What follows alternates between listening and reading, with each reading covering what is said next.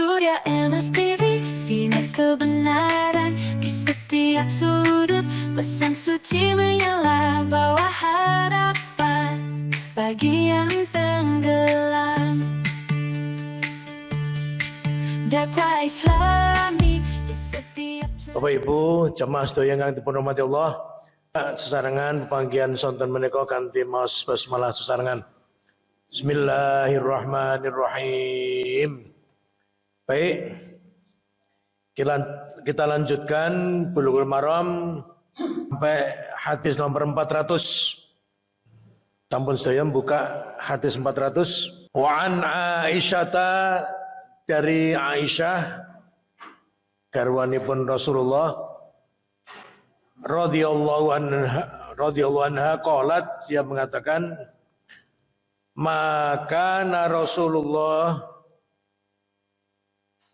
adalah Rasulullah SAW tidak pernah yazidu fi Ramadan, pada bulan Ramadan, wala fi ghairihi, dan di luar bulan Ramadan tidak pernah menambah.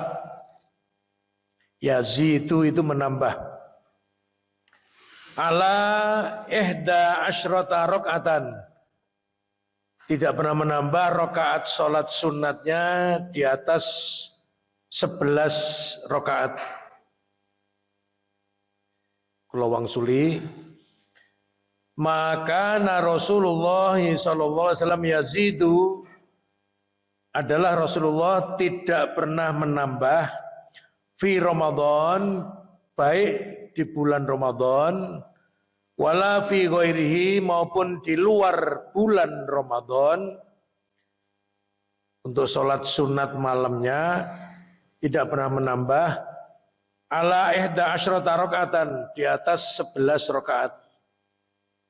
Artinya Bapak Ibu, menurut Aisyah garwanipun Rasul, bila sholat sunatipun Nabi, sholat sunat malam sae wonten ing wulan Ramadan utawi mbot sanesipun Ramadan, menika mboten nate langkung saking 11 rakaat. Kemudian ditambahkan penjelasanipun ngaten, yusolli arba'an, Kanjeng Nabi sholat petang rakaat, arba' menika sekawan. Fala tas'al an husnihinna wa tulihinna. Tegesipun Kanjeng Nabi sholat petang rakaat, ojo kok takoke dawane lan apike sholate Rasul. Nah niki nek dicethake ngeten, Kanjeng Nabi sholat petang rakaat, salam, sholate kuwi dawa lan apik banget. Wa thumma, kemudian setelah itu, yusolli arba'an, sholat meneh petang rakaat, kados kala wau. Fala tas'al, Aisyah membuat semacam sadurunge ditakoni, Aisyah malah wis njlentrehke petang rakaat kuwi dawa lan apik banget salate Kanjeng Nabi. Fala tas'alan husnihinna, husnihinna itu bagusnya 4 rakaat tersebut, wa tulihinna, dan begitu panjangnya 4 rakaat tersebut. Panjang dalam sholat itu maksudnya lama. Tsumma yusolli salasan, kemudian Kanjeng Nabi sholat 3 rakaat. Nah, ini yang kemudian ini diriwayatkan oleh muttafaq alaih. Muttafaq alaih menika posisi perawi yang paling kuat di dalam hadis. Itu maknanya diriwayatkan oleh 2 imam besar hadis, 2 pendekar hadis yang namanya Imam Bukhari dan Imam Muslim.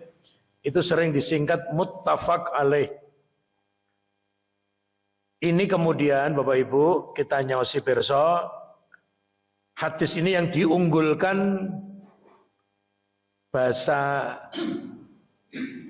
kerennya dalam tarjih adalah dirojihkan. Bahasa Arab ini rojih, dirojihkan. Dari kata-kata rojih kemudian menjadi tarjih. Jadi hadis ini dirojihkan itu diunggulkan oleh ulama-ulama Muhammadiyah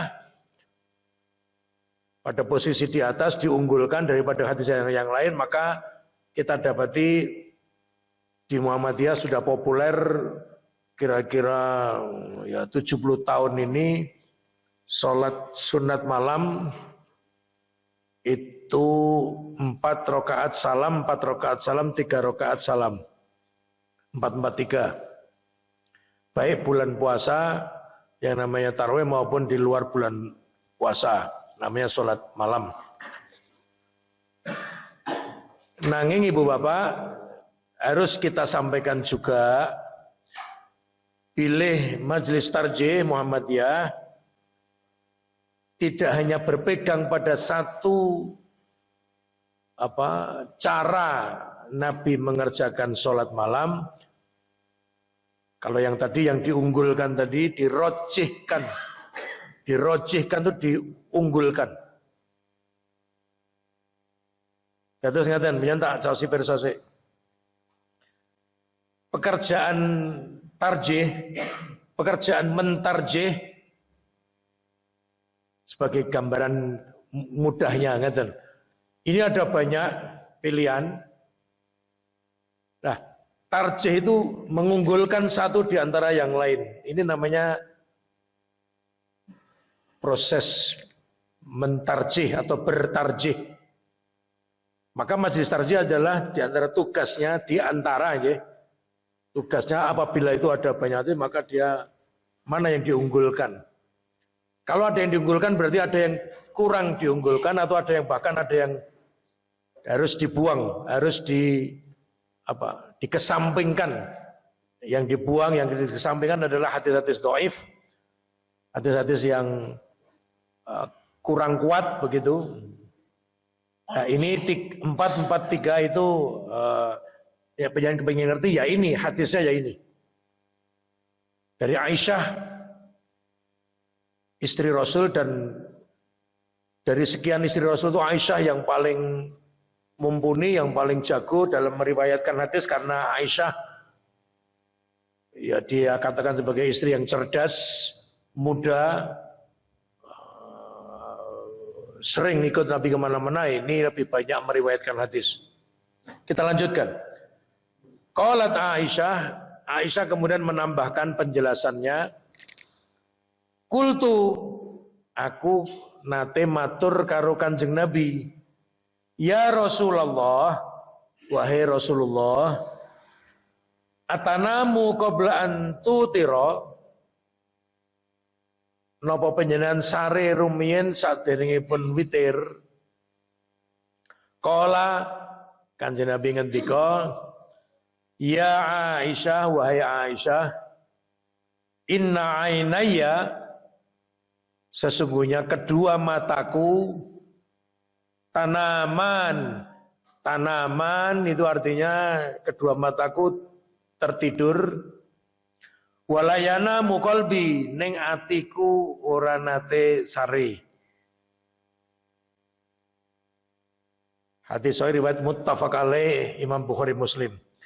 Bapak Ibu yang dirahmati Allah, untuk kita sampaikan lagi bahwa Nabi kadang-kadang menjalankan sholat malam, sholat sunat malam, itu baik namanya tahajud, witir atau sholat tarawih dan witir, bedanya Ramadan dan tidak, itu tidak hanya satu macam. Sok-sok Kanjeng Nabi menika sari rumiyin nembe dalu wungu nindakaken salat sunat tahajud lan witir, utawi sok-sok mboten sari rumiyin Dibar ngisa yelet sauntara lajeng salat tahajud atau salat tarawih dan salat witir. Artinya Nabi dua-duanya. Lah terus kados pundi Pak pun piyambak niku apike piye, penake piye untuk salat sunat malam itu. Nggih.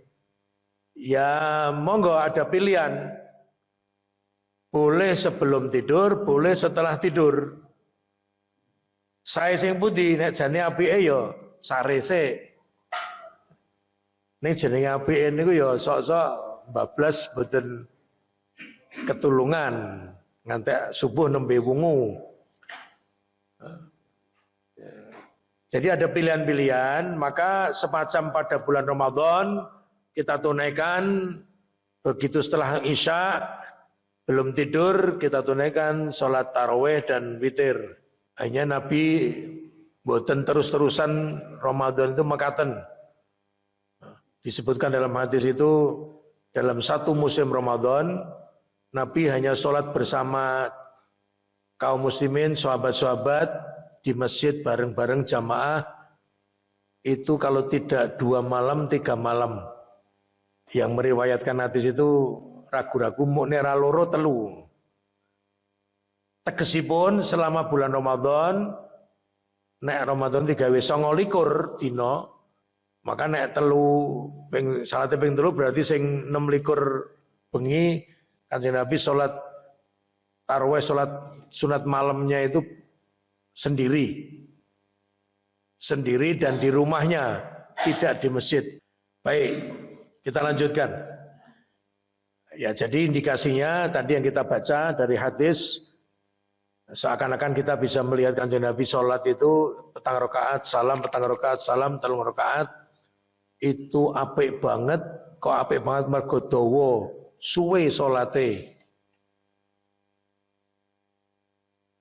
Nah, niki nek niru niki mungkin ya bisa paling sewengi pada malam berikutnya mesti endo wah kayak suwe salate ning kono.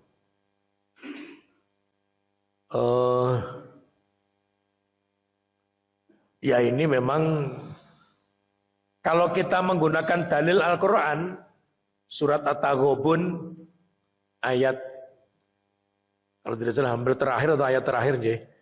Ada ayat yang berbunyi fattaqullaha mastata'tum. Maka bertakwalah kamu kepada Allah semampu yang bisa kamu lakukan, semaksimal yang bisa kalian kerjakan. Sesuai dengan istita'ahmu gitu.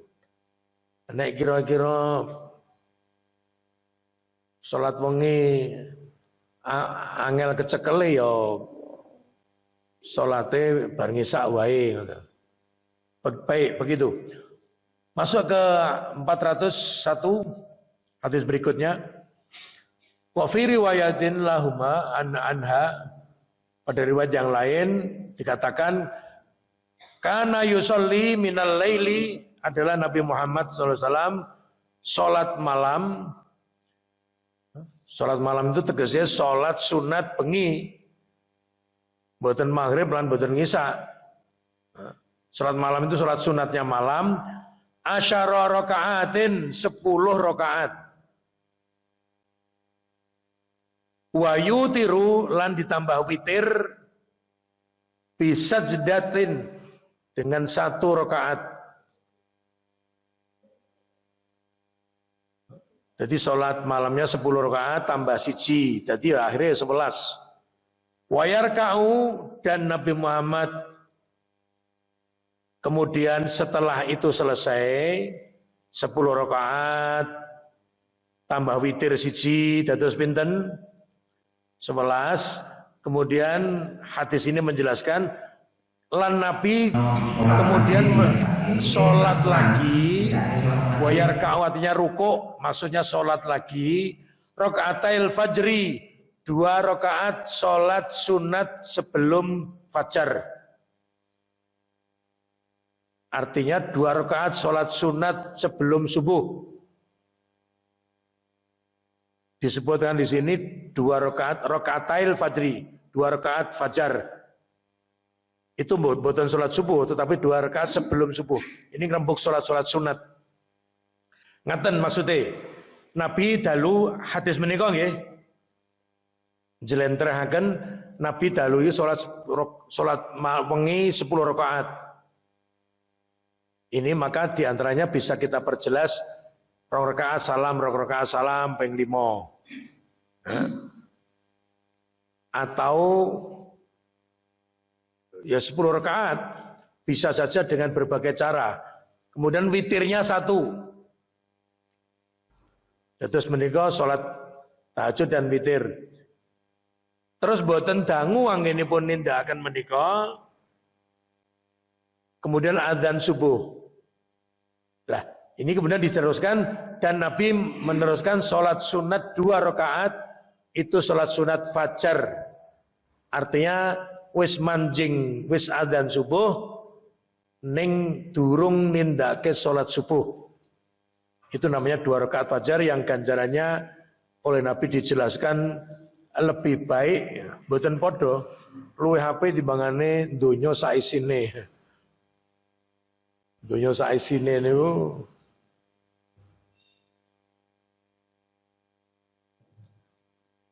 niki momene Kecamatan Klaten Tengah niki panjenengan salat sunat 2 rakaat sadurunge subuh diwenehi lemah ombone sak Klaten Tengah. Sak isine ora mung lemah kosong, sak omah-omahe kabeh. Wah wis Mas Ragil bareng wis saiki ngombe kopi sih ben ora ngantuk. Wah, terus salat sunat, tahajud tambahi 2 rakaat sadurunge subuh.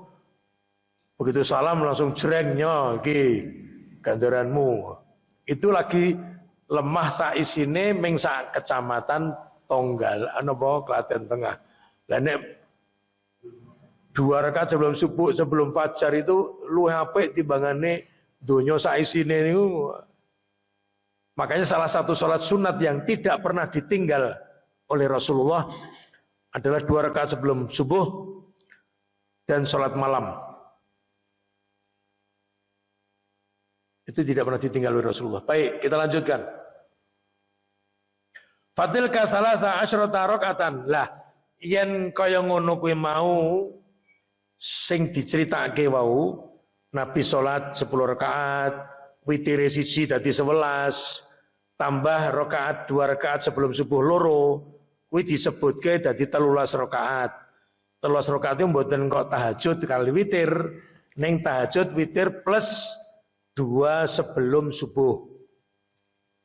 Nah, padahal kalau kita pondok-pondok 2 sebelum subuh, 2 sebelum rakaat salat sunat fajar itu, namanya salat sunat fajar itu le nindake pun mlebu subuh, artinya sudah pagi.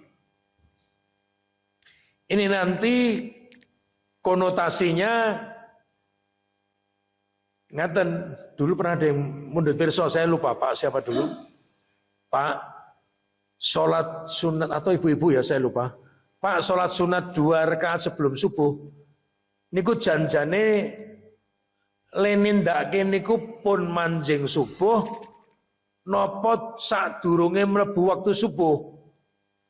Istilah 2 rakaat sebelum subuh ini 2 rakaat sebelum waktu subuh masuk atau setelah waktu subuh masuk neng durung salat subuh.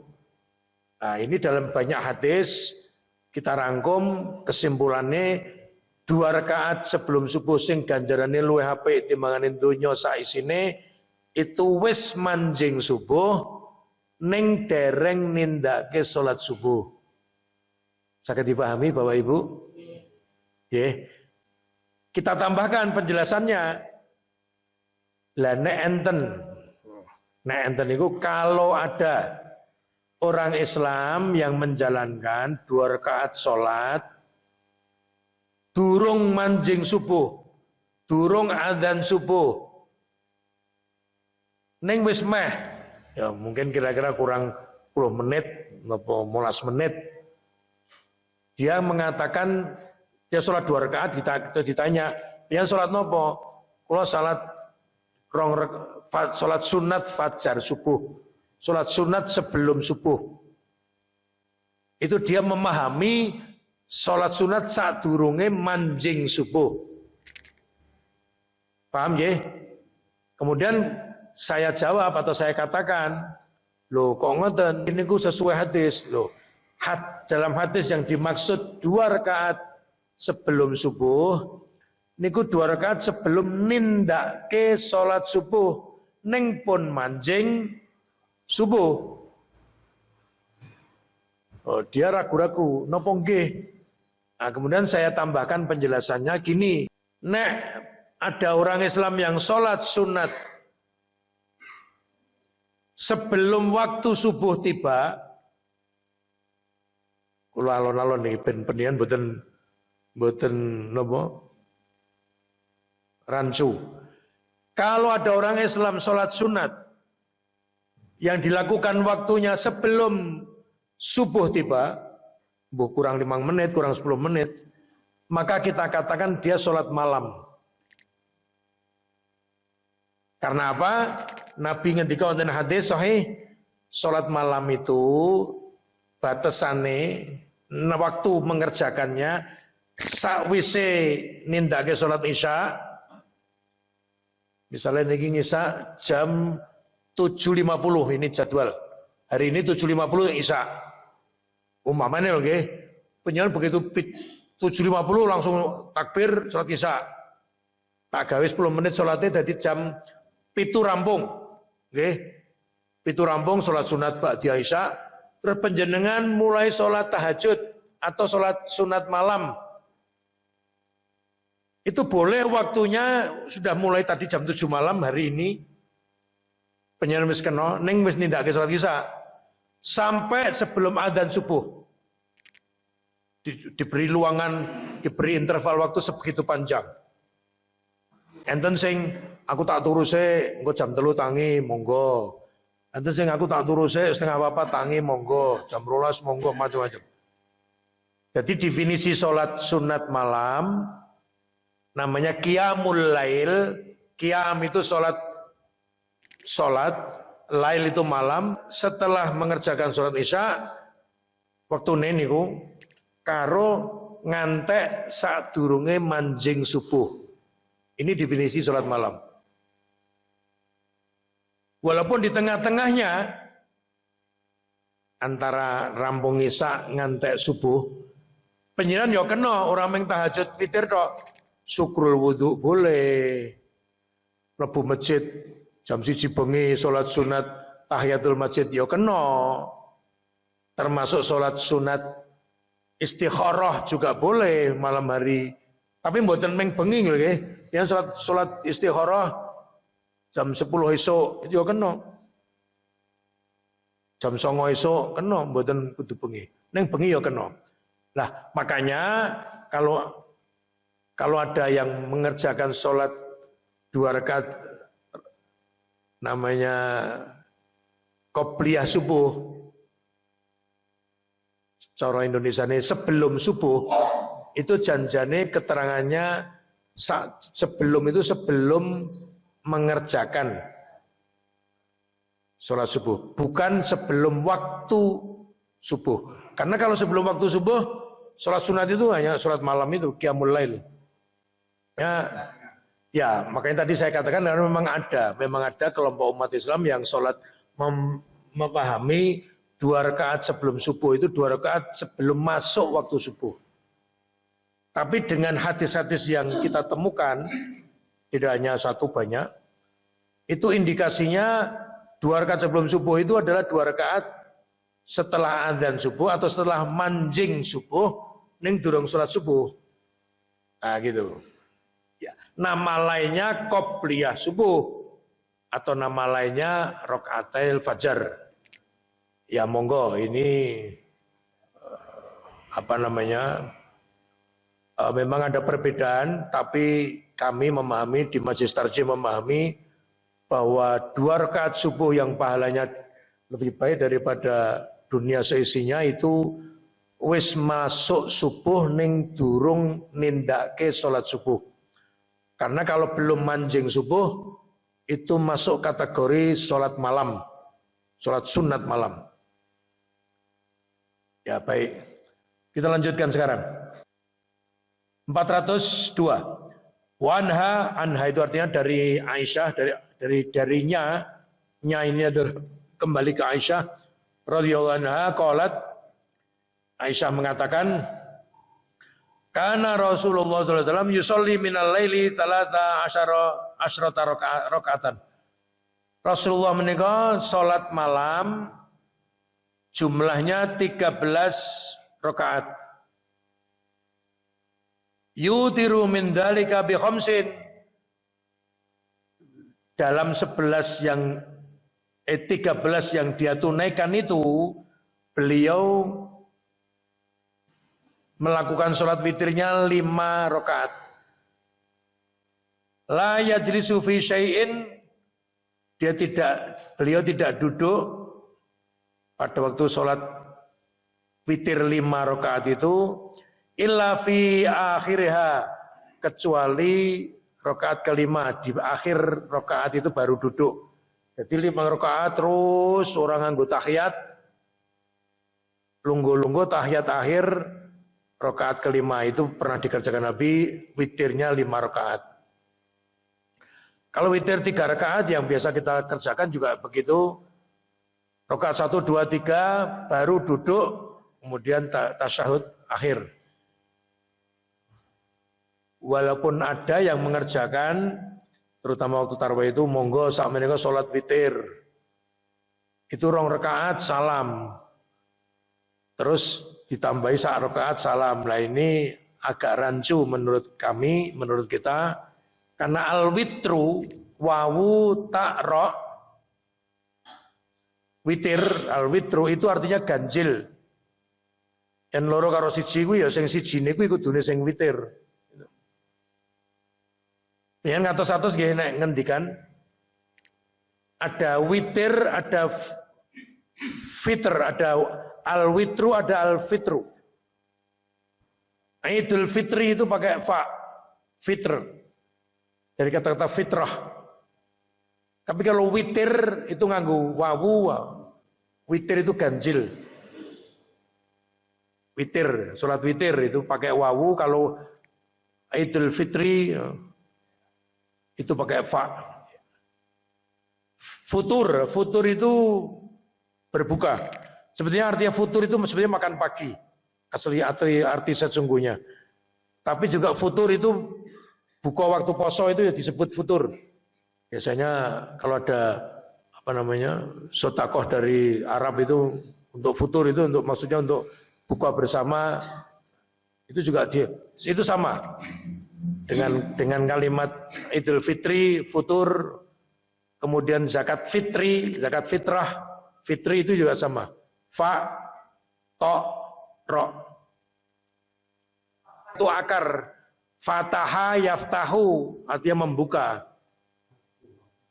Surat Al-Fatihah surat pembuka. Al-Fatihah. Nama saya Fataha, Fathur, pakai fa. Baik, kita lanjutkan. 403 sekarang. Wa anha, dari Aisyah lagi, radhiyallahu anha, qalat, min kullil laili qad autara Rasulullah sallallahu alaihi wasallam wa antaha witruhu ila sahri. Pada setiap malam Nabi itu berwitir, sholat witir, dan selesainya, rata-rata selesainya witirnya beliau, sholat witirnya beliau itu sampai waktu sahur. Waktu sahur. Penjenengan sekarang perlu saya tambahkan penjelasan. Ini ya wis salah kaprah nih ya rapopo. Sahur itu bukan makan. Nek makan sahur ya, sahur itu sebetulnya dalam bahasa Arab waktu. Kapan waktu sahur itu? As-sahru sin ha ro. Sahur itu adalah waktu akhir malam tapi belum masuk subuh. Itu namanya waktu sahur. Akhir malam neng belum waktu subuh. Nek Kanjeng Nabi dar sahur itu Begitu rampung dar, kemudian persiapan subuh, itu kira-kira wong ngaji untuk 50 ayat. Nah, ini nek 50 ayat ini garek sapa sing ngaji sih. Sing ngaji sing lagi lulus Iqra ya mungkin iso setengah jam. Ini yang kemudian diterjemahkan oleh para ulama, batas antarane sahur mandek karo subuh niku 10 menit. Itu kira-kira orang membaca ayat 50 ayat. Makanya 10 menit sebelum subuh itu masjid-masjid imsak. Nah itu jane pengen nyontoh Nabi wis mandek-mandek, ayo saiki persiapan subuh.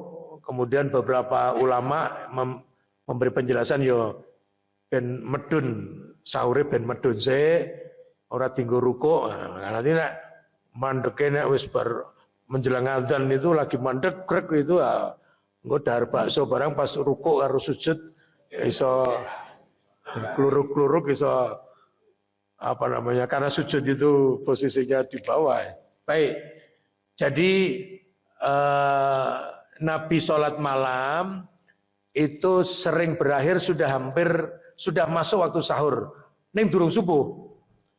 Dalam hadis yang lain Nabi kemudian kalau pas tidak puasa tidak sahur itu kelekaran. Apa kelekaran itu bahasanya? Ya rebahan. Kemudian nanti Bilal datang, Nabi subuh ya Nabi subuh. Kemudian Nabi bangun, kemudian sholat sunat 2 rakaat tadi, fajar subuh tadi. Kemudian segera Nabi keluar rumahnya menuju masjid. Nabi sampai mlebu masjid, itu Bilal langsung adzan, langsung qomat maksud saya. Jadi maka Nabi memang sholat sunatnya itu di rumah. Padahal rumahnya Nabi itu misalnya masjidnya ini rumahnya Nabi ya itu. Pintu ini keluar situ udah rumahnya Nabi. Tapi Nabi tidak mengerjakan sholat sunatnya di masjid. Baik. Itu mendekati sahur. Ini yang kemudian dianggap dulu ya sepertiga akhir malam. Nah sepertiga akhir malam itu ya bisa dipondong-pondong meneh. Sepertiga dari sepertiga mulai. Wah, sing mepet banget. Tapi ya tidak apa-apa. Pokoknya ini tidak ke sholat sunat. Adapun di antara kita itu ada terjadi beberapa pilihan yang berbeda. Ono sing bar ngisak persis, ono sing barundo, ono sing nempet jenenge jam 1, jam 2, jam 3. Monggo lah, tidak apa-apa itu ya memang waktunya itu. Pilihannya macam-macam. Hanya dalam surat Al-Muzammil ya, surat ke-73 itu Allah membuat pilihan yang paling hebat itu melek luweh suwe timbangane lesare. Wah ini ya Nabi Muhammad aja tidak bisa mengerjakan itu. Disebutkan itu dalam surat Al-Muzammil. Ya umpamane di antara kita ono sing iso tidur malam itu lebih sedikit waktunya daripada melek. Katakanlah malam itu misalnya mulai tidur jam 8 ya. 9, 10, 11, 12, 1, 2, 3, 4. Katakanlah 8 jam malam itu. Nah, dibagi loro 50-50 itu 4-4. Lah ini ada orang jam 8 tidur, 9, 10, 11, jam 11 bangun, kemudian sampai subuh dia tidak tidur untuk berzikir, sholat, tahajud, sholat witir, kemudian ngaji sambil nunggu subuh. Wah, itu hebat. Ya mungkin ada di antara kita aneh ya mungkin pas tanggal tua itu mulai rada oke, butuhnya oke. Dan ini disebutkan dalam surat Al-Muzammil bahwa Nabi pun tidak bisa, artinya tidak bisa itu rutin ya, konsisten istiqomah. Tapi Nabi tidak pernah meninggalkan sholat malam karena ada perintah Allah dalam surat Al-Isra, ya, surat ke-17. Ada ayat yang berbunyi, wa minal laili fatahajjat bihi nafilatal lak asa an yab'atsaka rabbuka maqaman mahmuda. Dan sebagian malam bangunlah kamu wahai Muhammad untuk mengerjakan sholat tahajud. Fatahajjat, tahajat itu tahajud, bihi nafilatan lak, sebagai ganjaran tambahan bagimu. Karena ini perintah, dan setiap perintah itu pasti dilakukan oleh Rasulullah, maka kita kesimpulannya bahwa Nabi tidak pernah meninggalkan sholat malam. Ya makanya Aisyah itu sampai gumun. Aisyah itu gumun. Nabi penjelasan ini wis di ngapura dosa-dosane baik yang sudah berlalu maupun yang akan datang, kok isi sholat seperti itu lamanya. Sholat sunat seperti itu lamanya dan bagusnya. Indikasi lama itu apa? Indikasi kok sampai Aisyah gumun itu apa? Sikile Kanjeng Nabi itu abuh. Karena sholat suwene lengadeg, Kanjeng Nabi kakinya itu bengkak. Aisyah, ya ini logika saya ya, logika saya, ya mungkin karo mijeti karo mburai sikile, karo matur Kanjeng Nabi menjadi kok ya telah temen wis di ngapura dosane kok ya isih kaya ngono salat panjenengan. Hebat tenan ora ono sing ngalahke suwene apike. Kanjeng Nabi jawabnya afala akuna abdan syakura. Dalam hadis yang lain mengatakan, apakah aku tidak boleh aku berbuat mengerjakan kesenangan, yaitu sholat malam, untuk agar supaya dikatakan bahwa saya itu betul-betul termasuk hamba yang pandai bersyukur, sebagai ungkapan syukurnya Nabi. Itu direwangi nganti apuh. Nek awake dhewe ya mergo apuh ora salat, bae. Mergo apuh ora ning masjid, mergo apuh ora macam-macam. Baik. Makanya memang kita berbeda dengan Nabi. Hanya nek ulama-ulama mbiyen itu ya kali komentar awake dhewe memang mesti beda karo Kanjeng Nabi, ora iso madani ora iso. Meyo ya sing iso diusahake awake dhewe adalah ya bedane aja ado-ado kan gitu, Pak. Aja ado-ado ini ya reno-reno nanti tafsirannya. Bapak Ibu matur nuwun, terima kasih. Semoga ada manfaatnya dan mari kita perbaiki dengan kajian-kajian ini. Kita berharap panjenengan atau saya, kita semuanya iso ngerteni piye Kanjeng Nabi ngendika.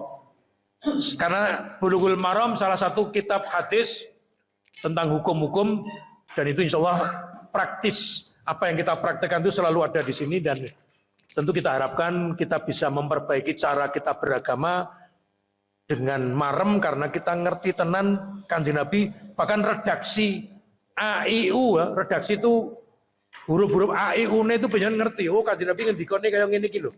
Nah, itu namanya matan dalam ilmu hadis. Matur nuwun, kita akhiri dengan kafaratul majlis.